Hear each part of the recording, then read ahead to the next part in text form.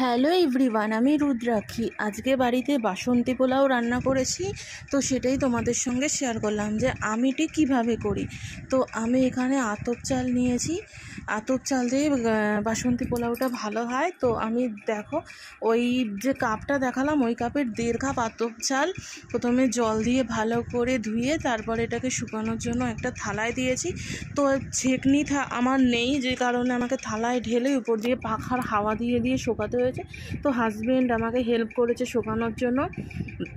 আমার বাপের বাড়িতে ওই রকম একটা ছেঁকনি আছে, তো কোনো অসুবিধা হয় না। এখানে যেহেতু ছেঁকনিটা নেই, সেজন্য একটু কষ্ট করেই শোকাতে হয়েছে, কারণ এই চালটা না শোকানো পর্যন্ত হবে না। তো শোকানো হয়ে গেলে এর মধ্যে হলুদ, আদা বাটা আর ঘি দিয়ে এই চালটাকে ভালো করে মেখে নিতে হবে। এখানে হলুদের বদলে ফুড কালারও দেওয়া যেতে পারে, তো আমি ফুড কালার দিইনি, আমি হলুদই দিয়েছি।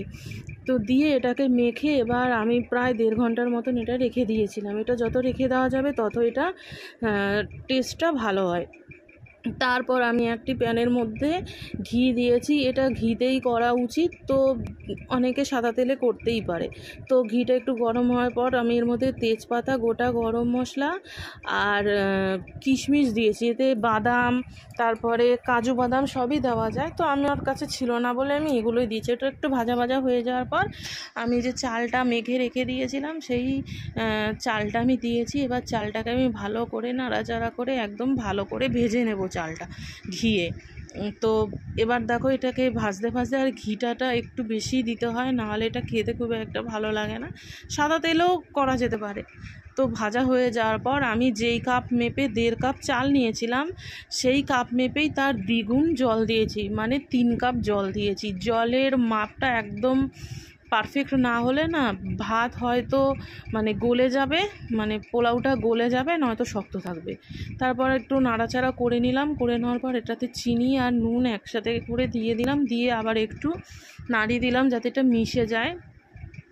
দিয়ে এবার এটার একটু ভালো করে নাড়াচাড়া করে দিই। এটার মধ্যে আমি এবার একটা ঢাকনা চাপা দিয়ে এবার এটাকে মিডিয়াম টু সিমে দিয়ে করতে হবে। তারপর আমি কিছুক্ষণ পরে এসে একটু নাড়াচাড়া করলাম। তো দেখো পোলাওটার জলটা প্রায় অনেকটাই শুকিয়ে গেছে, আরও শুকিয়ে আসবে যখন, তখন পোলাওটা একদম পারফেক্ট হয়ে যাবে আর একদম ঝরঝরে হবে। তো তারপর আমি আবার কিছুক্ষণ পরে এসে দেখলাম যে পোলাওটা অলমোস্ট ডান, একদমই হয়ে গেছে। আর একদম এখন এরকম লাগছে, এটা ঠান্ডা হলে পুরো ঝরঝরে হয়ে যাবে।